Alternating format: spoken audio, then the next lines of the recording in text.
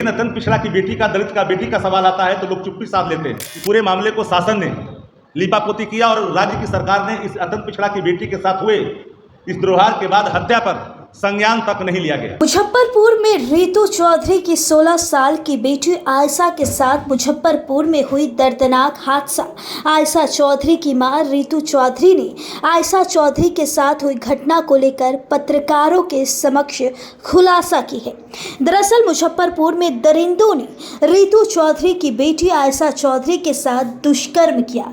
सरकार से न्याय के लिए गुहार और दोषियों को गिरफ्तार करने की मांग कर रहे हैं, जिसके बाद आज शक्ति यादव सिंह के साथ प्रेस कॉन्फ्रेंस कर ऋतुराज चौधरी अपने पति के साथ आरजीडी कार्यालय पहुंचे, जहां मुजफ्फरपुर में लगातार इस तरीके से घटनाएं होती रहती है। इसके बावजूद भी सरकार अपने कान में तेल डालकर सोई हुई है। वहीं इस मुद्दे को लेकर के बिहार में बढ़ती अपराध कितने तेजी से फैल रहे हैं, शक्ति यादव की गरज सुनकर आप भी चौंक उठेंगे। सुनिए इस पूरे रिपोर्ट में। परिजन नहीं आए तो बिना परिजन के कैसे आपने चीजों को आपने समेट लिया? परिजन को संतुष्ट होने देते? यहां बैठा हुआ एक आदमी कोई ईमानदारी से बताए कि फांसी की अगर कोई बात होती तो एक पत्ते में नहीं होता। एक पत्ता, एक डायना फंदे को स्वीकार नहीं कर सकता है। और ये फोटो चिक चिक के कह रहा है एक डायना है। 3 डायने वाले पंखे में एक डायना में उसमें सटा दिया गया है। चोरी करता है लेकिन ईश्वर वहां संकेत दे देते हैं। और देखिए कि जिस तरह के प्रमाण हैं फोटो में, ये क्या ये स्पष्ट नहीं है? ये फोटो स्पष्ट नहीं करता? देखिए जमीन पैर पर है कि नहीं है, एक डायना है कि नहीं है, क्या इसकी मौत इस कारण हुआ है? इसको जबरन नहीं लटकाया गया है मरने के बाद? अगर मेडिकल रिपोर्ट में हैंग की बात आती है तो हैंग मीन्स सिर्फ फांसी नहीं होता है, दाब करके मारना भी होता है, दबा करके मारना भी होता है। और बड़ी ही चालाकी से इसको इस रूप में खड़ा करने की कोशिश की गई है। इसलिए एक बात हम सभी साथियों से, आज फेस्टिवल है, आज के दिन आपको कष्ट दिया इनकी क्रांत, इनके आंख की आंसू। जब नेता के पास गया, नेता भी मर्माहत हो गए। वह भी इसके रोआंस को, इसके क्रांत को, इसकी आपबीती को, इसके दर्द को वह भी सहन करने में असहज फील करने लगे और लगा कि नहीं, इनको न्याय मिलना चाहिए। साथियों, आए दिन न जाने बिहार को किसकी नजर लग गई है। अगर कोई दूसरा व्यक्ति होता तो आज तक, अभी तक इस देश में न जाने इसको कितनी हेडलाइन बनाई जाती। लेकिन यह अत्यंत पिछड़ा की बेटी है, दलित की बेटी है। ये महत्वपूर्ण विषय है। इसलिए मैं आपसे आग्रह करना चाहूंगा सभी लोगों से, चाहे किसी पार्टी और दल के लोग हों, सत्ता प्रतिष्ठान से जुड़े हुए लोग, इस अनैतिक कार्यों को, पाप को, कम से कम पापियों को बचाने की कोशिश ना करें और इस पर कठोर कार्रवाई हो। अगर सरकार के आंखों में हया की एक बूंद कहीं बची है तो इन्वेस्टिगेशन का रिकमेंडेशन सीधे सीबीआई को फॉरवर्ड करे और इसका दूध का दूध और पानी का पानी करे। लगातार हो रहा है मुजफ्फरपुर में, लगातार हो रहा है। क्या हो गया है? शासन चुप क्यों? एक शब्द बोलने के लिए कोई तैयार नहीं है। इनके पिता मुजफ्फरपुर में, इनके पिता थे छपरा में। बताइए कि किसी के घर का कोई परिजन अगर इस हालत में पाया गया हो, बिना परिजन के आए हुए बॉडी को डिस्पोजल करने के, साक्ष्य मिटाने की कोशिश किया गया हो, यह तो अपने आप में एक अपराध है, अक्षम्य अपराध है और इसमें संलिप्त लोगों की जांच होनी चाहिए। राष्ट्रीय जनता दल पूरी तौर पर शिकार जो हुई है, आयशा जैसी लड़की, हर घर की बेटी, हर ये बेटी, आज इनके माता पिता रोते रोते, इनकी हालत ठीक नहीं है, बड़ी हिम्मत करके बैठी है यहाँ पर, इसके आंख के आंसू सूखे नहीं हैं। और आज सत्ता प्रतिष्ठान में बैठे लोग प्रवचन दे रहे हैं। बिहार में क्राइम अनकंट्रोल है, बैंक रॉबरी से लेकर करके रेप की घटनाएं प्रतिदिन सबूत छोड़ देता है कि बिहार में कानून नाम का कोई चीज ही नहीं बचा है। आभा ही समाप्त है, डर ही समाप्त है। अभी तो लोग खेल रहे हैं, नोटिस खेलने में लगे हुए हैं। शागिर्द तो हर पापों को बचाने में अपनी अहम भूमिका, अहम किरदार निभा रहे हैं। इसलिए मेरा डिमांड है परिजनों के बिहाफ में, परिजन ने आंख से रुआ से कहा कि हमको बिहार पुलिस पर भरोसा नहीं रह गया है। बिल्कुल नहीं। देखिए क्या बोल रहे हैं। बिल्कुल नहीं है। थाने पर जाने पर कहता है कि 20 लाठी मारेंगे, तुम खुद कबूल लोगे मैं पिता हूँ।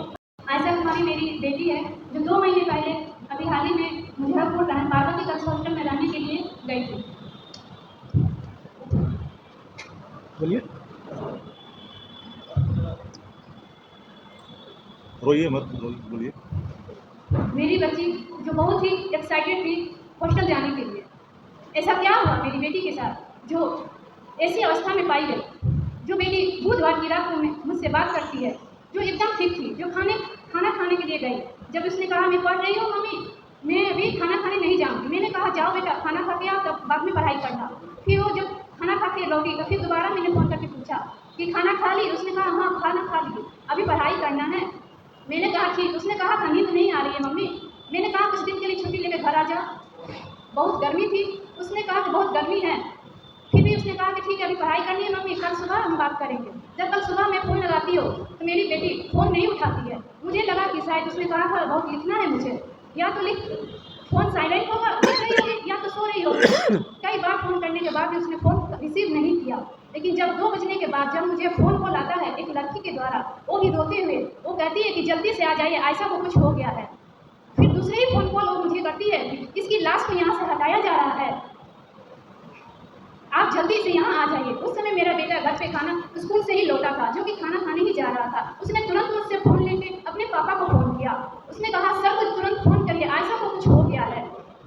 मेरे हस्बैंड तुरंत सर को फ़ोन कॉल करते हैं। तब वहाँ से अभिषेक त्रिवेदी कहते हैं कि हाँ मुझे भी अभी फ़ोन कॉल आया है, आप भी पहुँचिए, मैं भी जाता हूँ।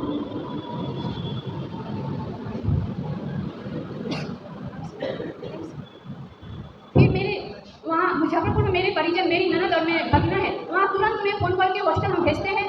वहाँ जब मेरी ननद और मेरे भगना वहाँ पहुँचते हैं तो वहाँ का दरवाज़ा खोल दिया गया था, पहले से ही सारे सबूत को मिटा दिए गए। जब तक वहाँ पहुँचते हैं तो मेरे भगना अनिश चंद्रा ने वहाँ पुलिस को, मैंने कहा कि फ़ोन करके तुरंत वहाँ बुलाओ, जबकि ये अभिषेक त्रिवेदी का काम था पुलिस को बुलाना। लेकिन उसने सारे सबूत ना ही पुलिस को फ़ोन किया, ना ही मुझे। मैं तो आयशा की गार्जियन थी, माँ थी, मुझे फ़ोन करना चाहिए था, उसे उसके पिता को फ़ोन करना चाहिए। जब उसे फ़ोन आता है तो उसने ऐसा कुछ नहीं किया, उसने सारे सबूत पहले मिटाए। उसके बाद मैं वहाँ पहुँची। मैं जब उसे उस तरह से लटके हुए उसे पाया, मैं यही सोचती रही कि ऐसा क्या हो गया मेरी बच्ची के साथ। मैं उस समय उस हालत में नहीं थी कि वहाँ जो पुलिस आए या कुछ भी वहाँ हुआ। वहाँ सब लड़कियों से ना ही मैंने पूछताछ की, ना ही ऐसा। लेकिन ये काम तो पुलिस का था, उसने कुछ नहीं किया। पुलिस ने उसके अगल बगल की किसी भी लड़की से ऐसा कुछ नहीं पूछताछ किया। बस इंतजार कर रहे कि लड़की के पिता आएंगे। लड़की के पिता छपरा जिला में स्थित थे, पोस्टेड है, वहाँ एक टीचर है। वहाँ से मुजफ्फरपुर आने के लिए कम से कम शायद 2 बजे के बाद जब उन्हें फ़ोन किया तो 4, साढ़े 4, 5 बजे तक वो वहाँ पहुँचे। तब तक लाश वैसे ही रही। पुलिस ना ही किसी से पूछताछ करती है, ना ही कुछ भी ऐसा किया गया। मेरे हस्बैंड के आने के बाद उस लाश को उतारा गया वहाँ। उस समय तक फोरेंसिक लैब को पुलिस वालों ने शायद फ़ोन किया था, वो आए थे। वो भी इतनी हफरा तफरी में फोरेंसिक वाले जांच कर रहे थे कि उन्हें जल्दी से जल्दी यहाँ से लाश हटा दें। ना ही उन्होंने छत के ऊपर जो लंबाई होती है ना ही उसे नापा, ना ही मेरी बच्ची की जो हाइट है ना ही उसे नापा, और बिना मतलब की गलत रिपोर्ट उन्होंने तैयार करके दिया है। उन्हें एक डॉक्टर होकर उन्हें ये नहीं पता कि मेरी बच्ची कब ऐसी अवस्था में, उसका जो टाइम होता है कितने बजे मेरी बच्ची देखती है, ये तक जो फोरेंसिक में जो कागज दिए हुए हैं, जो अपना जांच करके दिया है उन्होंने, उसमें कुछ भी ऐसा नहीं लिखा हुआ है। मुझे न्याय चाहिए। मुझे अभिषेक त्रिवेदी इस समय जो भागा हुआ है, जो पुलिस उसे अरेस्ट नहीं कर रही है, मुझे जवाब चाहिए। मुझे उन सारे बिहार वाले लोगों से जवाब चाहिए। जब अपनी बेटी को अपने हॉस्टल भेजते हैं तो क्या उस हॉस्टल वाले को ये नहीं चाहिए मुझे फ़ोन करे और मुझे जवाब चाहिए, और मुझे अभिषेक त्रिवेदी की गिरफ्तारी चाहिए। मैंने आपके समक्ष पूरे वृत्तांत को सुनाया। हृदय विदारक, रोंगटा खड़ा कर देने वाला दृश्य जब आप देखेंगे तो प्रथम दृष्टया संदिग्धता के सारे प्रमाण छूट जाते हैं। हम चाहेंगे अपने साथियों से कि वो कार्ड उनको दिखाए जिस अवस्था में लड़के। सबसे महत्वपूर्ण विषय यह है कि ऐसा को जिस अवस्था में खड़ा किया गया वो पंखे के एक डायना में, पंखा में 3 डायना होता है और एक डायना में उसको जल्दबाजी में किया गया। हमने आज तक कभी इस तरह की घटना मैंने नहीं देखी है। पैर पूरा ज़मीन में सटा हुआ है, इसलिए फांसी का कोई सवाल नहीं है लगाने का। और मुजफ्फरपुर में बार बार यौन उत्पीड़न की शिकार लड़कियां होते रही है। सेंटर होम से लेकर करके इसके हाल ही में एक दलित लड़के भी उत्पीड़न के शिकार होकर के उसकी भी मौत हुई। उसके पहले सामूहिक तौर पर शोषण के शिकार अबलाओं ने सरकार से गुहार लगाई, बाबत भी सरकार ने कुंभकर्णी निद्रा में आकर कार्रवाई नहीं की। महत्वपूर्ण विषय यह है कि आयशा कुमारी की उम्र मात्र 16 वर्ष है।